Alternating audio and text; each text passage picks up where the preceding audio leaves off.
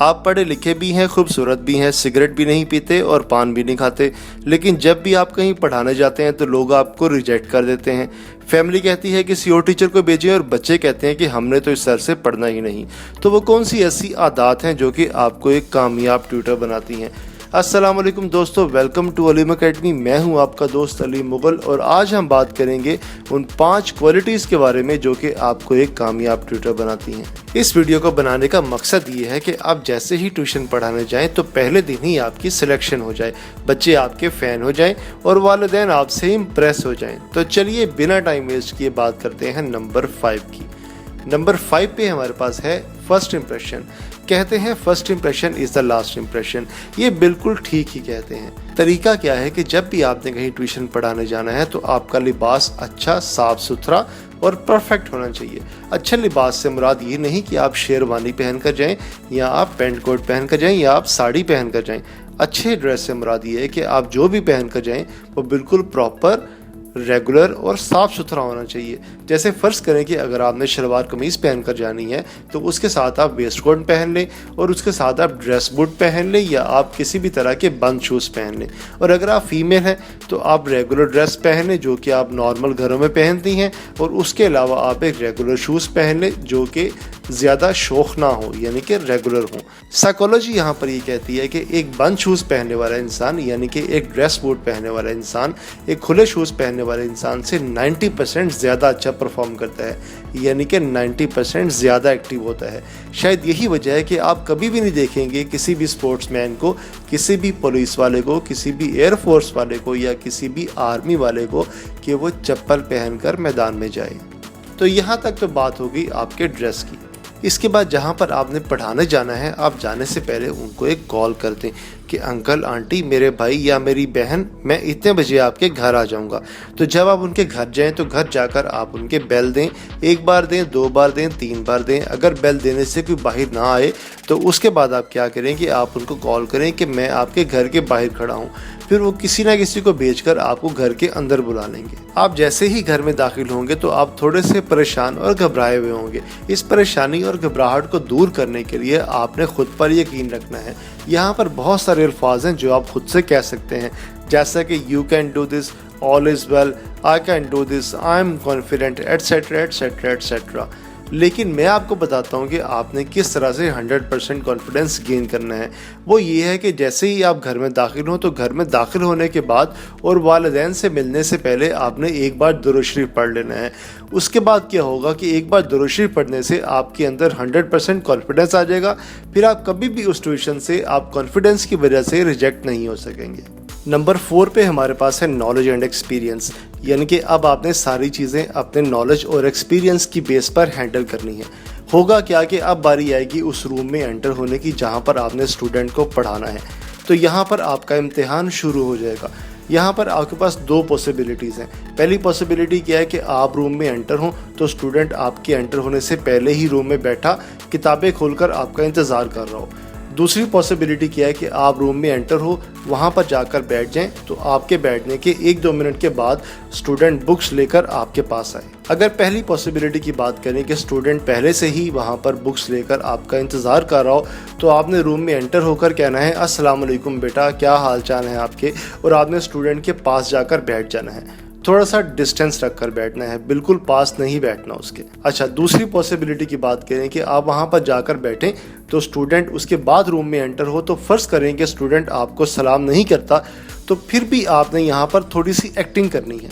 आपने स्टूडेंट को वेलकम करना है और आपने उसको कहना है अस्सलाम वालेकुम बेटा, कैसे हैं आप, यहाँ पर आए, मेरे पास आकर बैठें। याद रखें एक चीज़ कि हर अच्छा टीचर एक अच्छा एक्टर होता है, लेकिन हर अच्छा एक्टर एक अच्छा टीचर नहीं होता। और एक और चीज़ आपको बता दें कि यहाँ पर आपने इस चीज़ को अपनी इज़्ज़त का इशू नहीं बना लेना। आपने ये नहीं सोचना कि स्टूडेंट ने आपको सलाम नहीं किया, स्टूडेंट बहुत बदतमीज़ है, बड़ा ही अकड़ू है। आपने इस तरह की बातें नहीं सोचनी, क्योंकि जब आप किसी के घर पढ़ाने जा रहे हैं तो आपने अपनी आधी इज़्ज़त तो वैसे ही कम कर दी है। आज भी 2021 में हमारे पास ऐसे इस तरह के असातिज़ा मौजूद हैं जो कि इल्म का समंदर है, लेकिन अगर आप उनको $50 लाख भी दें कि वो 50 लाख डॉलर्स लेकर किसी के घर में जाकर पढ़ा दें तो वो नहीं जाएंगे, क्योंकि उनका एक अपना मयार है, उनकी एक अपनी इज़्ज़त है। वो कहते हैं जिसने इल्म हासिल करना है वो उनके पास है, वो किसी के घर जाकर पढ़ाने को पसंद नहीं करते। लेकिन बहरहाल ये इज़्ज़त की बातें हम फिर कभी करेंगे, अभी हम फोकस करते हैं होम ट्यूशन पढ़ाने पर। अब स्टूडेंट आपके पास आकर बैठ गया, तो यहाँ पर आप जो सबसे बड़ी गलती करते हैं वो ये करते हैं कि आप स्टूडेंट से कहते हैं चलो बेटा अपनी किताबें निकालो और मुझे दिखाओ। आपने ऐसा बिल्कुल नहीं करना। अगर आप ऐसा कहेंगे कि बेटा किताबें निकालो मुझे दिखाओ, तो इसका मतलब ये होगा कि आपको स्टूडेंट की किताबों का नहीं पता, यानी आपने पहले स्टूडेंट की क्लास को नहीं पढ़ाया, आपने किसी ऐसे बच्चे को नहीं पढ़ाया जो कि इस तरह सेम क्लास में है। यही वजह है कि आपको पेरेंट्स रिजेक्ट कर देते हैं ये कहकर कि इस टीचर का तो एक्सपीरियंस ही नहीं है। और एक और चीज़ यहाँ पर याद रखें कि स्टूडेंट की हर चीज़ को आपने पॉजिटिव लेना है, उसकी हर बात को आपने पॉजिटिव लेना है। लेकिन आपको ये भी बता दें कि पहले दिन आपकी हर बात को और आपके हर काम को फैमिली या स्टूडेंट हमेशा नेगेटिव लेते हैं, और ये नेचुरल है। इसके बारे में आपने ये नहीं सोचना, ये नहीं घबराना कि वो नेगेटिव क्यों लेते हैं, ये एक नेचुरल चीज़ है। अब यहाँ पर करना क्या है कि आपने स्टूडेंट को ये नहीं कहना कि बेटा किताबें खोलो मुझे किताबें दिखाओ, या फला बुक खोलो, या ऐसे करो वैसे करो। आपने डायरेक्ट स्टूडेंट से ये पूछना है कि बेटा आपने कितने चैप्टर्स पढ़ लिए हैं। यानी अगर फ़र्ज़ करें कि आप मैथमेटिक्स पढ़ाने गए हैं तो आप स्टूडेंट से ये पूछें कि बेटा आपने कितने चैप्टर्स ख़त्म कर लिए हैं। आप फ़र्ज़ करें कि स्टूडेंट आपसे कहते हैं कि सर मैंने पहले 4 चैप्टर्स ख़त्म कर लिए। तो अब अगर आप मैथमेटिक्स पढ़ाने गए हैं और मैथमेटिक्स ही आपका सब्जेक्ट है तो उम्मीद है कि आपको वो 4 के 4 चैप्टर्स आते होंगे। लेकिन अगर बड़ा ही वर्स्ट केस हो, आपकी प्रैक्टिस ना हो, आपको काफ़ी देर हो जाए पढ़ाते हुए, यानी काफ़ी देर से आपने पढ़ाया ना हो, तो फिर भी आपको वो 4 के 4 चैप्टर्स ना आते हो, तो फिर आप क्या करें, आप बच्चे से बोलें कि बेटा मैं आपका एक छोटा सा टेस्ट लूँगा, उसके बाद हम आगे पढ़ेंगे। तो आप बच्चे से किताब लें और उन 4 चैप्टर्स में से कम एक चैप्टर तो ऐसा होगा ना जो आपको आता होगा, आप वही वाला चैप्टर लें जो आपको आता है, उसी में से बच्चे को 4 क्वेश्चंस का टेस्ट बना कर दें और बच्चा उस टेस्ट को करने के लिए आपसे 20 से 25 मिनट लेगा। उसके बाद आपको आइडिया हो जाएगा कि स्टूडेंट का लेवल क्या है, उसको कितनी मेहनत की ज़रूरत है और कितना वो ज़्यादा इंटेलिजेंट है। अब यहाँ पर एक बुरा सीन क्या हो सकता है, वो ये हो सकता है कि स्टूडेंट खुद ही किताब खोले और खुद ही एक चैप्टर निकाले और आपसे बोले कि सर मुझे ये क्वेश्चन नहीं आता, आप बराए मेहरबानी मुझे ये क्वेश्चन समझा दें। अब अगर फ़र्ज़ करें आपको वो क्वेश्चन नहीं आता तो बस फिर तो आप गए। लेकिन यहाँ पर आप अपने नॉलेज और एक्सपीरियंस की बेस पर आप स्टूडेंट को हैंडल कर सकते हैं। फ़र्ज़ करें कि स्टूडेंट आपसे कहता है कि सर मुझे चैप्टर नंबर 8 का क्वेश्चन नंबर 5 करवा दें, और आपको चैप्टर नंबर 8 नहीं आता लेकिन आपको चैप्टर नंबर 3 आता है, तो आप स्टूडेंट को क्या बोलेंगे कि बेटा जो चैप्टर नंबर 3 है वो चैप्टर नंबर 8 की बेस है, तो जब तक आप बेस नहीं करोगे तब तक आपको चैप्टर 8 समझ में नहीं आएगा। तो पहले आप क्या करो कि आप पहले चैप्टर 3 करो। स्टूडेंट आपसे ये कहेगा कि सर मैं चैप्टर 3 पहले काफ़ी बार कर चुका हूँ, मुझे चैप्टर 3 आता है। फिर आप उसको ये बोलें कि ठीक है आप मुझे पहले चैप्टर 3 का टेस्ट दो, आज हम आपका टेस्ट लेंगे, मैं उसको चेक करके कल वापस लेकर आऊँगा, तो कल फिर हम आगे चैप्टर नंबर 8 स्टार्ट करेंगे। इस तरह से क्या होगा कि आपको गैप मिल जाएगा और आप चैप्टर 8 की तैयारी घर से कर आएंगे। उम्मीद है कि स्टूडेंट आपकी ये बात मान जाएगा। लेकिन इस तरह से झूठ बोलकर आप स्टूडेंट को धोखा देंगे और ये बहुत ही गलत बात है। एक टीचर होने की बिना पर आप इस तरह का काम बिल्कुल भी नहीं कर सकते। लॉजिकली होता क्या है कि अगर फ़र्ज़ करें आपके पास कोई ऐसी ट्यूशन आती है जिसको पढ़ाने का आपके पास टाइम नहीं है या जिसको आप नहीं पढ़ा सकते, जिसके लिए मेहनत ज़्यादा चाहिए, तो आप उसको साफ इनकार कर दें। अब जैसे ही आप ये पढ़ने पढ़ाने वाले फेज से बाहर आ जाएंगे, स्टूडेंट से आपकी बात हो जाएगी, स्टूडेंट वहाँ से चला जाएगा, तो फिर पेरेंट्स वहाँ पर आ जाएंगे। पेरेंट्स कुछ बातें आपसे करेंगे और कुछ बातें आपसे पूछेंगे। सबसे पहले पेरेंट्स आपसे ही पूछेंगे कि हमारा बच्चा किस तरह का है, तो आप उनको बताएं कि आपके बच्चे में ये खामी है और ये इसमें प्लस पॉइंट है। कोशिश किया करें कि हमेशा बच्चों के प्लस पॉइंट ज़्यादा बताएं और माइनस पॉइंट्स कम बताएं, लेकिन पेरेंट्स को ये ज़रूर बताएं कि इसमें ये माइनस पॉइंट है, इस पे इतनी मेहनत रिक्वायर्ड है और मैं कोशिश करूँगा कि बच्चे पे इतनी मेहनत करके इसको लेवल पे ले आऊँ। अब यहाँ पर बारी आती है नंबर 3 की। तो नंबर 3 पे हमारे पास है ओबीडियंसी। एक बहुत ही मशहूर बात आपने सुनी होगी, बाअदब बानसीब बेअदब बेनसीब। ये बिल्कुल दुरुस्त बात है और हमेशा ही ऐसे होता है। अब पेरेंट्स आपसे बात करेंगे कि सर आप कितने पैसे लेंगे, आप किस टाइम पर आएंगे, कितना टाइम देंगे और कितने वक्त में आप ये सिलेबस सारा ख़त्म करवा देंगे। अब जो भी यहाँ पे मामलात आपने करने हैं वो सारे आपने खुद से सेटल करने हैं, या आपने क्या करना है कि जिस एकेडमी की वजह से आप उस ट्यूशन पे जा रहे हैं, आप उस एकेडमी वाले से बात करें कि वो खुद ये सारे मामला हैंडल कर ले और हैंडल करके आपको बता दें, क्योंकि एकेडमीज़ वालों का बहुत ज़्यादा एक्सपीरियंस होता है इस तरह के मामला को हैंडल करने में। वो खुद ही सारा डिसाइड करके आपसे बात करके तो फैमिली को बता देंगे। लेकिन फ़र्ज़ करें अगर ये मामला आपने खुद हैंडल करने हैं, तो एक चीज़ याद रखिए कि सारा काम आपने करना है इंतहाई ओबीडियंसी के साथ, इंतहाई अदब के साथ और इंतहाई महज़ब तरीके के साथ आपने ये सारा काम करना है। और वैसे भी आपको एक चीज़ बता दें कि पूरी दुनिया में जो सबसे ज़्यादा महज़ब, जो सबसे ज़्यादा डिसेंट प्रोफेशन है वो है टीचिंग। हर जगह पे किसी भी मुल्क में चले जाएं, आप कहीं भी चले जाएं, पूरी दुनिया में जो सबसे ज़्यादा महज़ब लोग हैं वो टीचर्स होते हैं। इनका उठना बैठना, इनका बात करने का अंदाज़, इनका लोगों से मिलने का अंदाज़, इनका बिहेवियर हर तरह से परफेक्ट होते हैं। तो आप एक टीचर हैं तो आपका डिसेंट होना आपकी मजबूरी है। आप जितने भी बड़े बदमाश हैं, आप वहाँ जो पढ़ाने जा रहे हैं उससे बाहर हैं। आपकी जैसी भी लैंग्वेज है, जो भी है, आप वहाँ से बाहर है सारा कुछ। लेकिन जब आप वहाँ बैठे हैं तो वहाँ बैठकर आपने इंतहाई डिसेंट रहना है। आपने हर बात का पोलाइटली, बड़े ही महज़ब अंदाज में आपने उसका जवाब देना है। छोटी सी बात मैं आपको बता दूं कि फ़र्ज़ करें फैमिली आपसे फ़ीस की बात करती है, तो फैमिली आपसे कहती है कि आप कितनी फ़ीस लेंगे। अब आप उसको कहते हैं कि मैं 20,000 फ़ीस लूँगा। फैमिली कहती है नहीं 20,000 तो बहुत ज़्यादा है, मैं आपको 8,000 दूँगा। अब 8,000 और 20,000 में बहुत ज़्यादा फ़र्क है। अगर आप किसी बाहर दुकान से चीज़ लेने जाएं तो वो चीज़ आपको बोले 20,000 की, तो आप उसको बोले 8,000, तो वो दुकानदार आपसे बहुत ही गलत किस्म का बिहेव करता है। वो आपको या तो डांटेगा या आपसे कहेगा ये मैंने हराम की नहीं ली, ये मुझे मुफ्त नहीं आई, ये इस तरह की नहीं है, वैसे नहीं है, ऐसे नहीं है, इस तरह की बातें करेगा आपसे। लेकिन आपने ऐसी बातें नहीं करनी। आपने इंतहाई चेहरे पर आपने मुस्कुराहट रखनी है, इंतहाई डिसेंट अंदाज में मुस्कुराते हुए आपने कहना है नो मैडम, नो सर, नहीं मेरे भाई, नहीं मेरी बहन, अंकल, आंटी, जो भी हो आपके सामने, उनको आपने कहना है कि ये पॉसिबल नहीं है, ये फ़ीस बहुत कम है, इसमें मैं नहीं पढ़ा सकता। आपने उनसे ये नहीं कहना नहीं जी नहीं, ये क्या बात हुई, इतनी कम फ़ीस, ये तो पॉसिबल ही नहीं है, आप कैसी बातें करती हैं, मुझे आपने क्यों बुलाया, आपकी ज़रूरत कैसी हुई मुझे बुलाने की, मैं तो 20,000 से कम पढ़ाता ही नहीं हूँ, आप चले मुझे जाने दें, दरवाज़ा खोले, मैं जा रहा हूँ भाई। इस तरह की बातें आपने नहीं करनी, क्योंकि आपको ये बातें ज़ेब नहीं देती। अब आपके सारे मामला तय हो जाएंगे, आपकी स्टूडेंट से बात हो जाएगी, फैमिली से बात हो जाएगी, टाइम, फीस वगैरह सब कुछ डिसाइड हो जाएगा। तो अब बारी आ जाएगी पढ़ाने की, यानी कि वेरी नेक्स्ट डे आपने जाकर पहला लेक्चर पढ़ाना होगा। तो नंबर 2 पे हम बात करेंगे लेक्चर प्रिपरेशन। होता क्या है कि फ़र्ज़ करें कि अगर आपको ओ लेवल्स की केमिस्ट्री की ट्यूशन मिल जाती है, तो अब आपने क्या करना है कि आपने पहले कभी केमिस्ट्री नहीं पढ़ाई, लेकिन जब आप पढ़ाने गए बच्चे को तो आपके साथ कोई ऐसा वाक़या नहीं हुआ, यानी ना ही बच्चे ने कोई क्वेश्चन पूछा, ना ही पेरेंट्स से क्वेश्चन पूछा, सिर्फ आपकी पर्सनैलिटी देखकर उन्होंने अंदाज़ा लगा लिया कि ये एक अच्छा टीचर है, एक अच्छा इंसान है, ये हमारे बच्चे को अच्छा पढ़ाएगा। तो अब आपने क्या करना है कि आपने सबसे पहले ओ लेवल्स की केमिस्ट्री की बुक को परचेज़ करना है। पाकिस्तान की बात करें तो पाकिस्तान में ओ लेवल्स की बुक्स नॉर्मली 1,000 रुपये से ऊपर ही होती हैं, इससे नीचे नहीं होती।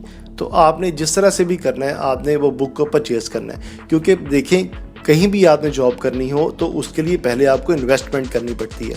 अगर फ़र्ज़ करें कि आपने किसी ऑफ़िस में जाना है जहां पर आपको 1 महीने बाद सैलरी मिलती है, तो आप पूरा महीना ऑफ़िस में जाते हैं पेट्रोल लगाकर, यानी आप 5-6 हज़ार का पेट्रोल लगाते हैं, उसके बाद जाके आपको 15-20 हज़ार सैलरी मिलती है। इसी तरह से ट्यूशन को भी आपने ऐसे ही लेना है। ट्यूशन भी आपकी इन्वेस्टमेंट है, आपने पहले इन्वेस्टमेंट करनी है, आपने बुक को परचेज़ करना है, फिर आपने सारी रात लगाकर उस बुक को हल करना है। उस बुक के मेन चीज़ें आपने देख लेनी है। लेकिन अगर आपको पता है कि नेक्स्ट डे बच्चे ने क्या पढ़ना है आपसे, फ़र्ज़ करें कि बच्चे ने आपसे चैप्टर 1 पढ़ना है, तो आप सारी रात लगाकर मेहनत करें और चैप्टर 1 सारा A to Z तैयार कर लें। फिर आप जाएं और बच्चे को जाकर लेक्चर दें। और एक अपनी रूटीन बना लें कि आप जितनी मर्ज़ी ट्यूशन पढ़ा रहे हैं, 2, 4, 5, 6, 8, 10, एक चीज़ अपनी रूटीन बना लें कि आपने हमेशा जब भी ट्यूशन पढ़ाने जाना है, चाहे आपको लेक्चर आता है या नहीं आता, आपने घर से एक बार लेक्चर को देखकर फिर जाना है। इस तरह से आप बहुत अच्छा लेक्चर जाके एक्सप्लेन करेंगे। अब आप लेक्चर भी प्रिपेयर कर रहे हैं और बच्चे को डिलीवर भी कर रहे हैं, बच्चे को समझ भी आ रही है और फैमिली भी आपसे खुश है, सारे मामलात आपके ठीक चल रहे हैं। लेकिन होता क्या है, 1-2 महीने के बाद फैमिली कहती है कि हमने इस सर से नहीं पढ़ना। वो किस वजह से कहती है, वो हम लाए हैं नंबर 1 पे। नंबर 1 पे हम बात करेंगे पंक्चुअलिटी की। बेसिकली होता क्या है कि फ़र्ज़ करें अगर आप एक ट्यूशन पढ़ा रहे हैं, आपने वहाँ पे 4 बजे का टाइम रखा है, आप दूसरी ट्यूशन पढ़ा रहे हैं, वहाँ पर आपने 6 बजे का टाइम रखा है। अब ये जो 6 बजे वाली ट्यूशन है, ये आपकी बहुत टफ है, ये फैमिली भी टफ है, ये बच्चा भी टफ है, और ये फैमिली रोज़ाना आपसे कहती है कि सर आप लेट ना हुआ करें, आप 5 मिनट भी लेट ना हुआ करें, बल्कि आप 5 मिनट पहले भी ना आया करें, आप पूरे टाइम पे आया करें और पूरे टाइम पे जाया करें। हमारी रूटीन बहुत टफ है। तो आप क्या करते हैं, आप उस ट्यूशन को उस तरह से लेते हैं जिस तरह से फैमिली आपको कहती है। लेकिन जो ट्यूशन आपने 4 बजे की शुरू की है, वहाँ पे क्या होता है कि वो फैमिली आपसे कुछ भी नहीं कहती, आप वहाँ पे थोड़ा सा रिलैक्स हो जाते हैं और आप उनको ईजी ले लेते हैं। अब अगर आप एक दिन 4 बजे गए हैं, दूसरे दिन आप थोड़ा सा लेट हो गए हैं, तो आप ये सोचते हैं कि अगर मैं 5 बजे जाऊँगा तो मैं वहाँ से 6 बजे निकलूँगा, तो मैं नेक्स्ट ट्यूशन पे कब पहुँचूँगा। यानी अगर आप 6 बजे वहाँ से निकलेंगे तो नेक्स्ट ट्यूशन पे आप पहुँचेंगे 6:30 बजे। तो 6:30 बजे वहाँ पे जाएंगे तो वो 6:30 बजे वाली ट्यूशन है जिसको आपने 6 बजे पढ़ाना था, वो तो आपका बुरा असर कर देंगे। ये चीज़ें सोचकर आप क्या करते हैं, आप पहली वाली ट्यूशन को स्किप कर देते हैं और आप 6 बजे वाली ट्यूशन को ज्वाइन कर लेते हैं, और उसके बाद आप जब फ्री होते हैं 7 साढ़े 7 बजे, फिर आप दोबारा जाकर उस 4 बजे वाली ट्यूशन को पढ़ाते हैं, जो कि बिल्कुल गलत बात है। अगर कोई फैमिली साइलेंट है, वो आपको कुछ नहीं कह रही, तो उसका मतलब ये नहीं है कि वो फैमिली आपको ऑब्जर्व नहीं कर रही। हर फैमिली जो अपने बच्चे को पढ़ा रही है वो आपको पूरी तरह से ऑब्जर्व करती है, लेकिन अगर वो आपके सामने नहीं आते तो ये अलग बात है। आजकल याद रखें, हर घर में हर फैमिली ने कैमरे लगाए हुए हैं। घर के अंदर भी कैमरे हैं और घर के बाहर भी कैमरे हैं। वो आपको हर तरह से ऑब्जर्व कर रहे हैं कि आप कितने बजे आ रहे हैं, कितने बजे जा रहे हैं, और उनके बच्चे को किस तरह से पढ़ा रहे हैं, कितना डिस्टेंस रख रहे हैं उनके बच्चे से। ये सारी चीज़ें फैमिली ऑब्जर्व करती है। फिर होता क्या है कि 1-1.5 महीने बाद जब अपनी रूटीन से आप बिल्कुल हट जाते हैं, यानी कभी आप 4 बजे जाते हैं, कभी आप 6 बजे जाते हैं, कभी आप 7 बजे जाते हैं, तो फैमिली फिर हमें कॉल करती है। फैमिली हमेशा उनको कॉल करती है जिससे उन्होंने टीचर लिया होता है, यानी कि फैमिली ट्यूशन प्रोवाइडर से बात करती है कि आपका टीचर इस तरह से हमें डिस्टर्ब कर रहा है, हमने इस टीचर से नहीं पढ़ना, आप हमें कोई और टीचर दें जो कि हमें बिल्कुल टाइम पे आकर पढ़ाए और हमें किसी तरह की टेंशन ना हो। क्योंकि जो फैमिली भी आपको 20,000, 30,000, 40,000 फीस देती है, वो बेसिकली टेंशन फ्री होना चाहती है। वो आप अपने बच्चे से, उसकी ज़िम्मेदारियों से और आपके आने जाने से, हर तरह के मामलात से बिल्कुल टेंशन फ्री रहना चाहती है। इसलिए वो आपको अपॉइंट करती है, यानी इसलिए वो आपको हायर करती है। तो बेसिकली आपकी पंक्चुअलिटी की वजह से जो है वो आप वहाँ से रिजेक्ट होते हैं। तो इसका सिंपल सा हल ये है कि आप हर ट्यूशन को प्रायोरिटी दें, हर ट्यूशन को इक्वल लें। अगर कोई आपसे पूछे या ना पूछे, उसको आप बिल्कुल इग्नोर करें। आप याद रखें, अगर हर ट्यूशन का टाइम आपने 4 बजे रखा है, किसी भी ट्यूशन का टाइम आपने 4 बजे रखा है, तो आप वहाँ पर 4 बजे ही जाएँ। जिस ट्यूशन का टाइम 5 बजे है, वहाँ 5 बजे ही जाएँ, और जिसका 6 बजे है, वहाँ 6 बजे ही जाएँ। आप टाइम से आगे पीछे ना हो, यानी कि आप हमेशा पंक्चुअल रहें। तो ये थी वो 5 क्वालिटीज़ जो कि एक अच्छे ट्यूटर में होनी चाहिए। तो ऐसे लोग जो ट्यूशन्स पढ़ाते हैं, अगर उनमें ऑलरेडी ये 5 क्वालिटीज़ हैं तो वेरी गुड है। अगर उनमें ये 5 क्वालिटीज़ नहीं हैं तो वो इनको अडॉप्ट कर लें, क्योंकि हमने ये क्वालिटीज़ बहुत सारे टीचर से बात करके, कई सालों के एक्सपीरियंसेस के बाद हमने इन क्वालिटीज़ को एनालिसिस किया है और फिर आप तक हमने इसको प्रेजेंट किया। और ये बिल्कुल हकीकी क्वालिटीज़ हैं, एक ऐसी हकीकी हैं जो कि ये ट्रू एक्सपीरियंसेस पर बेस कर रही हैं। ऐसे एक्सपीरियंसेस जो कि हमारे ट्यूटर्स ने फेस किए हैं या हमसे पहले वाले ट्यूटर्स ने फेस किए हैं, उन सब ट्यूटर से बात करके हमने फिर ये क्वालिटीज़ को आप तक पहुंचाया है। तो अगर आपको वीडियो अच्छी लगी हो, तो अगर आप समझते हैं कि ये ऐसी वीडियो है जो कि आपके किसी दोस्त के काम आ सकती है, आपके बहन भाई, किसी भी कज़न जो कि ट्यूशन्स पढ़ाते हैं उनके काम आ सकती है, तो आप उनको फॉरवर्ड करें। और अगर आप समझते हैं कि ये ट्यूशन आपको इम्प्रूव कर सकती है, तो आप इसको बार बार देखें, इसको सीखें और इन क्वालिटीज़ को अपने अंदर अडॉप्ट करें। Thank you very much for your time.